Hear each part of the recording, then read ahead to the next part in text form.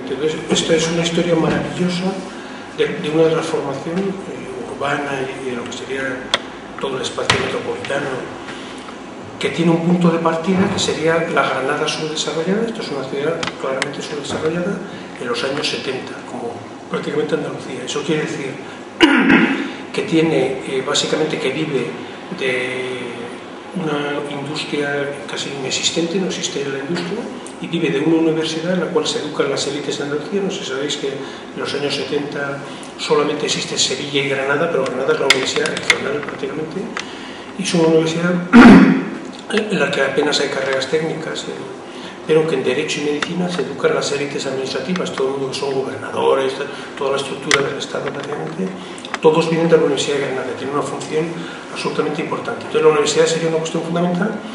Luego sería el lugar de paso de lo que se llama Andalucía Oriental, más subdesarrollada todavía. El caso de Almería y Jaén es emblemático. La relación con Jaén, sabéis que es una cuestión ineludible a la hora de meterte en esta ciudad.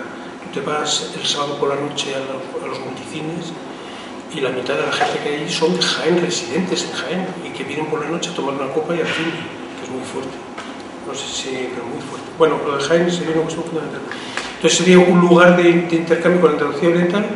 Luego tendría toda una serie de cuotas administrativas, que es una cosa un poco miserable para las élites que generan, es decir, que está el ejército, está una región, es cabeza de región militar, y eso implica pues la existencia de muchos oficiales, muchas actividades localizadas aquí.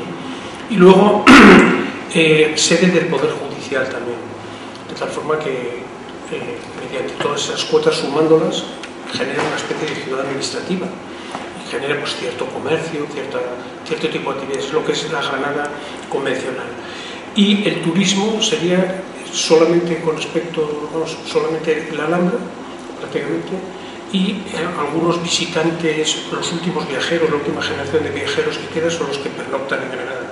Los demás vienen de Málaga, de la Costa del Sol, en autobuses. Yo lo he conocido eso en Granada. Llegaban en autobús, veían la Alhambra y se volvían. No entraban prácticamente en la ciudad. Bueno, entonces prácticamente eso sería la Granada clásica. Luego, todo eso le confiere a la ciudad unas élites que, en fin, no quiero valorar, pero está absolutamente claro, ¿no? El sumatorio de varias élites, lo mínimo que se puede decir sería orientadas al pasado. Esa ciudad se transforma en 30 años, tiene un proceso fantástico de transformación. ¿Se transforma en qué? No está muy claro. Entonces, los grandes acontecimientos que plantean esa transformación serían endógenos. Esto sería una cuestión fundamental, para mí la clave.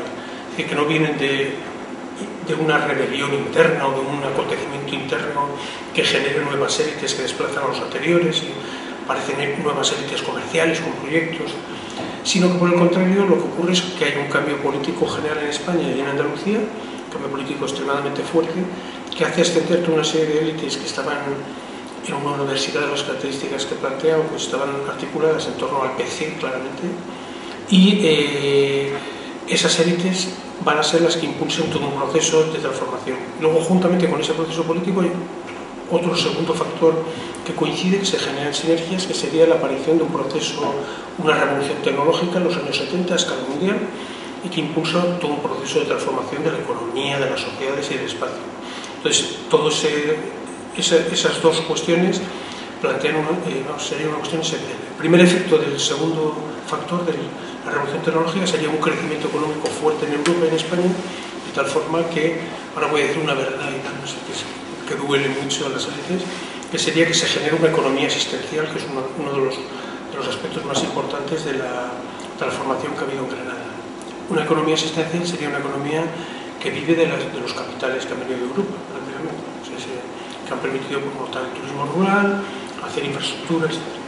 Entonces esto sería fundamental, plantear cuáles han sido los motores de cambio. Entonces en todo ese proceso la discusión sería, hay alguna gente que te puede afirmar desde medios de comunicación, etc., que hay nuevas élites granadinas, comerciales, empresariales, etc. Mi posición sería que no, categóricamente.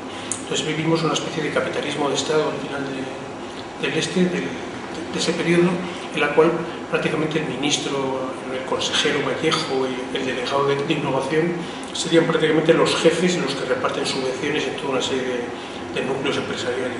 Por lo tanto, sigue siendo una actividad retrasada. Entonces, una cuestión fundamental sería, por lo tanto, discutir el proyecto. ¿Cuál es el proyecto que impulsa los cambios? Entonces, el proyecto, para que hagas ideas, serían, aquí están todas las claves de Granada. Las élites son élites, como he dicho, de fuera, las élites que se generan y que impulsan el cambio. El cambio viene de concejales del ayuntamiento, de alcaldes, es decir, de élites administrativas políticas, más que de empresas. Entonces, las élites locales, que serían los constructores, los comerciantes, es decir, las élites, serían élites locales que se mantienen en silencio, como todos los grandes cambios, y acaban frente a las élites externas que promueven un proyecto que está basado, y aquí es otra clave, en la imitación, a mi entender, la imitación del proyecto inicial de la revolución tecnológica que se ha dado en Silicon Valley, en otras condiciones completamente distintas. Entonces, toda la ecuación que se plantea a partir de ahí, que es aumento tecnológico, innovación tecnológica, supone innovación empresarial, eso supone localización de actividades diversas en torno a todo el núcleo empresarial y supone desarrollo tecnológico y económico, sin más, y al final calidad de vida, un final feliz, no sé si... Entonces, eso que con muchas comillas se ha dado en California y se ha dado en muchos lugares dinámicos, está absolutamente claro que en Granada no se ha dado así, está claro. Entonces, el proyecto en general sería un proyecto en el cual la carga de discurso de las palabras sería extremadamente grande. Es decir, entonces, pues, lo más patético de Andalucía es una especie de capitalismo de discurso, no sé si solamente existe el discurso, luego no existe la realidad. Entonces, pues se alude a la innovación, a la calidad, todas las palabras del arsenal, pero sin embargo, pues existen pocos correlatos en la realidad con respecto a esa cuestión. El discurso que se construye sería crear un medio de innovación, que es el campus de la salud aquí, prácticamente. Una vez exista un medio de innovación, supongo que conoceréis un poco todo el discurso, ¿no? Lo que es un medio de innovación se supone que se extiende por todo el territorio, tienden todos los innovadores a agruparse en un espacio y ese espacio genera efectos en todo el espacio alrededor. Entonces, el medio de innovación implica un determinismo tecnológico con respecto a las condiciones sociales y económicas, que son distintas en cada lugar. Entonces, el problema es cómo implantarlo, no solamente el medio de innovación. Y luego se supone pues, que la universidad, la expansión de la universidad implicaría potencialidad tecnológica en investigación. No está nada claro que haya sucedido eso. Si ha sucedido, que la universidad ya no es la misma que al principio y hay muchas carreras tecnológicas, telecomunicaciones, informática, pero generan investigación, generan sinergias con la realidad. No sé si está muy claro con respecto a nivel local qué es lo que ocurre. Entonces, la Universidad de Granada tiene grandes problemas. Y luego, por último, infraestructuras, que ahí sí, las infraestructuras, y esto sería un poco el desarrollo español que se ha tomado de Sevilla, las élites radican en Sevilla, y que sería una historia prácticamente fantástica para que la contase pues, alguien que tuviera talento literario o de cine, no sé. Entonces, las infraestructuras sería porque las infraestructuras que son necesarias como acompañantes de este proceso, pero que no son lo esencial sería desarrollar organizaciones y personas innovadoras, y medios en los cuales se pueden desarrollar. En eso no ha cambiado absolutamente nada, pero sí las infraestructuras. Entonces, las infraestructuras serían el lugar en el cual todo el mundo converge, en que plantean intereses materiales para todos, en el presente además. Con lo cual, el futuro queda como las palabras huecas, no sé si pompurrutas imperiales, en un corto de mi generación, muy talentoso, pompurrutas imperiales en las rutas imperiales, entonces ahora hay una especie de discurso equivalente, prácticamente, absolutamente vacío, y que se materializa en que el campus de la salud, al final, lo que sería un suelo que se libera para ese tipo de ubicación, y ese suelo sube el precio del suelo alrededor. Entonces, en eso están de acuerdo las élites locales y las élites de fuera.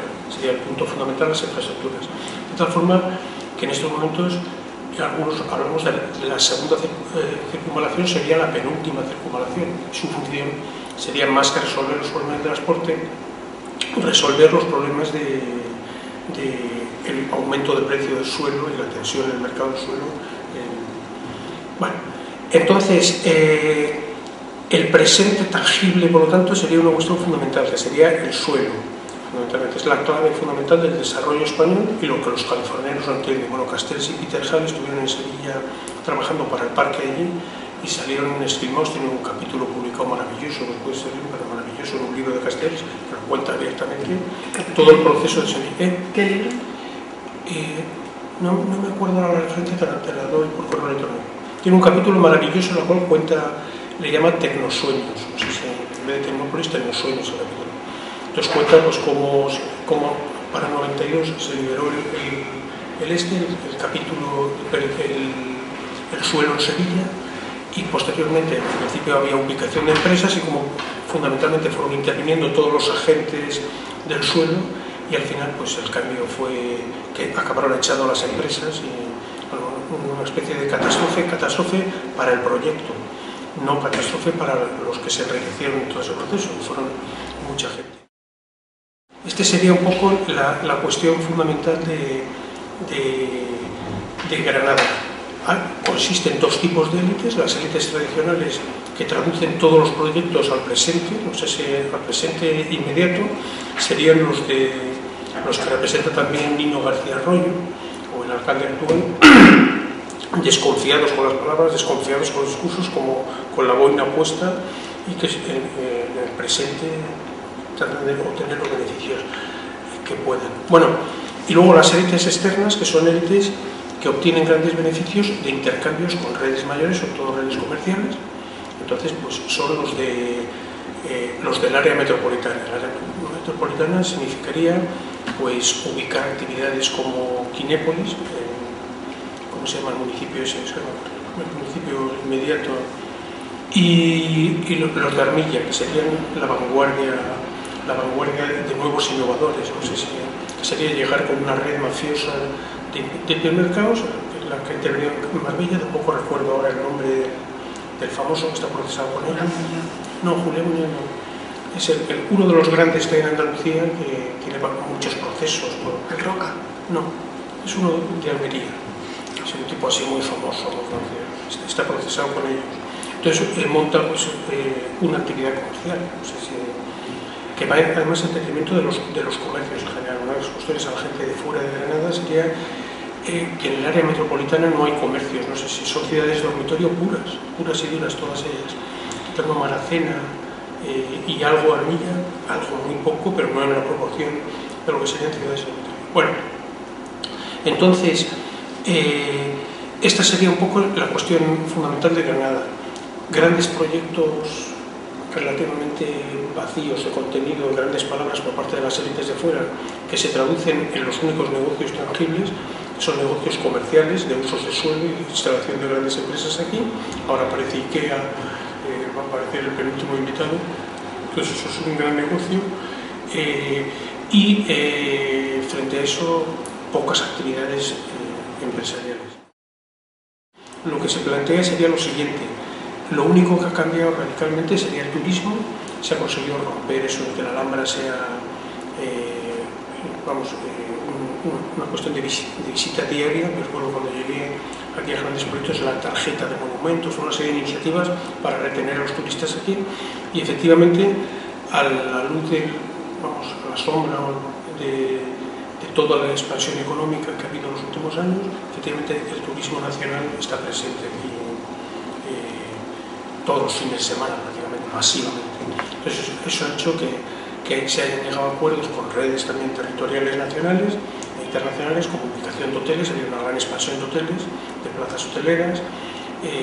Se está presente, la cuestión del turismo es una cuestión fundamental, más modernizada. Se está presente en toda una serie de decisiones de los tour operadores. Granada está en el espacio de flujos de movimiento de tráfico de personas, llamamos nosotros no llamamos ya viajeros, ni siquiera turistas, sino tráfico, desplazamiento de personas, desplazamiento masivo de personas por determinados itinerarios geográficos. Entonces Granada se ha desarrollado extraordinariamente y eso ha planteado pues toda una serie de reconversiones urbanas, como toda la zona de Plaza Nueva, la aparición de restaurantes, comercios que no había antes, prácticamente una especie de equipamiento y una explosión de servicios. Entonces esa sería la única realidad tangible. Y luego los campus de la salud, lo que plantean sería, la única cuestión que ha cambiado en Granada de fondo sería la Puleva.